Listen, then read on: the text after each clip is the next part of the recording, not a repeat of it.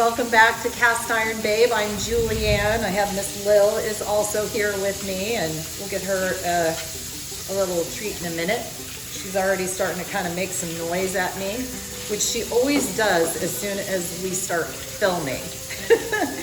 But anyway, I'm cleaning up from, I've got an upcoming recipe that I'm going to be shooting that is a 1 skillet lemon chicken, and it has potatoes with it. And so I am really loving learning how to cook and doing it alongside with you, and I'm learning so much from all of you. But today we're going to shift gears a little bit and talk about a conversation that I've been having with a lot of moms lately, and that is that they feel like they're being pulled in way too many different directions. And I get it completely, and they feel overwhelmed.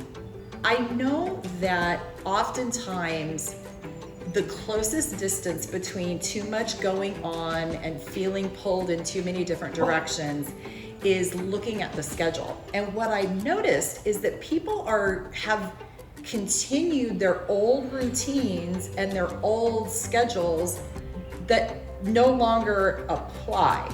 So here's the idea as how to really help build life skills into your whole family is to bring everyone together, wipe the whiteboard of what your routines and your schedules look like clean, and allow everyone to participate in building a new kind of schedule. Give everyone an opportunity to engage and participate, and then create a master calendar and decorate it in a way that is unique to your family. Let everyone get involved, even if it's just a little tiny involvement by one of the people in your family that sometimes doesn't want to participate, or a little bit of a crumb fudging, and sometimes that's like the older ones in the family too. Just saying, to celebrate each person and to create this master calendar. And so the idea is not to show the kids exactly this is what you need to do, but to just involve them in the process of doing it, because over time they will learn as you exemplify moving forward. So schedule. Now, the other piece of the puzzle that's so important with schedules, and this is for another episode, is compartmentalizing your tasks whenever possible and time blocking those tasks out. And that, again, that's a whole other episode, but you can begin by looking at all the schedules in one place and then determining, are there some things that could be pulled out that may no longer be serving you? Or are your schedules and routines incorporating self-care for you? Because as that lead person in your home, it's important that you put the oxygen mask on first and take good care of you, because when you can exemplify the self-care, and that is actually part of the system, it's part of the routine of the household, you know what? They're going to grow up. That's what they're going to learn. And believe me, when you make changes, I've been a high performance coach, personal brand strategist for almost 3 decades. And what I know is that as my clients would tighten up the care around themselves, it would expand out to their families. It would also expand out to their teams or coworkers if they ran a business. And knowing that that difference is made, it's not just for you, it's not just for your child, but it's for generations to come, and creating powerful life skills. Being that I'm going to be a grandmother any moment now, literally, I'm going to get a text very soon that says, go to the hospital, Mom. I get to be in the emergency or in the delivery room, which is great. So excited. There are some things that I wish I'd done differently as a mom, but it doesn't mean that I can't share those things now and start to incorporate those things into families versus what I was doing before, which was pointed more at businesses. So efficiency in your routine. Here's a couple of other things. My mom would always say, you're doing a good job.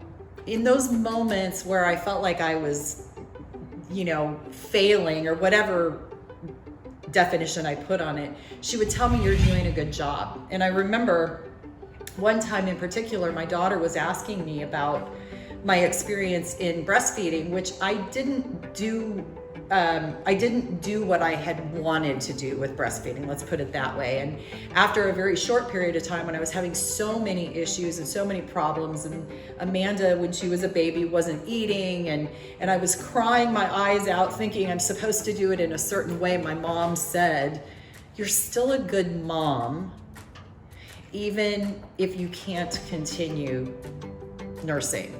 And that moment of like, oh, you know what? That doesn't make me all bad. And then my Aunt Carol would always say, be good to yourself. Those are the last words she said to me before she passed. She had breast cancer, and she said, be good to yourself.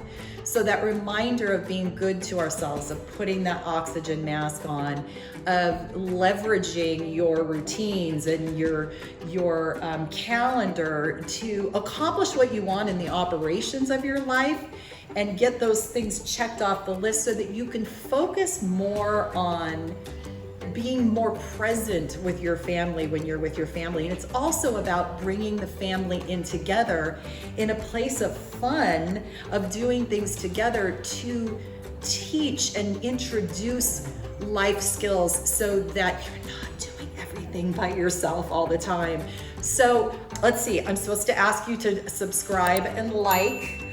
Please tell your friends about us. Our community is built by you. Our community is built by what it is that you want to hear and your contributions. So we're gonna have lots of ideas, and I'm gonna be looking to you to come up with some solutions as well so that you can share. And so come back to our next episode of Cast Iron Babe.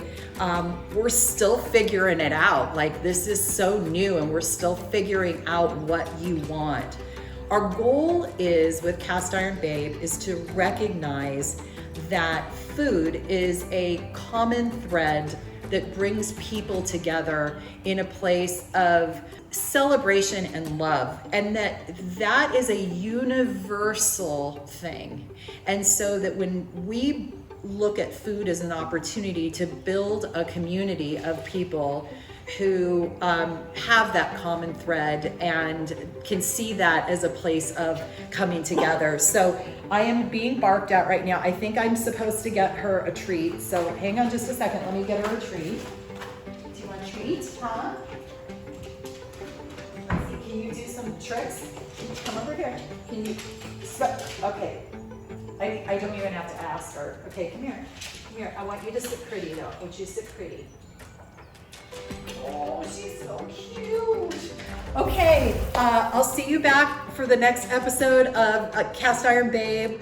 Love having you here. Feed the people, nourish yourself, and remember, we're always in support of No Kid Hungry. Take care. Bye-bye.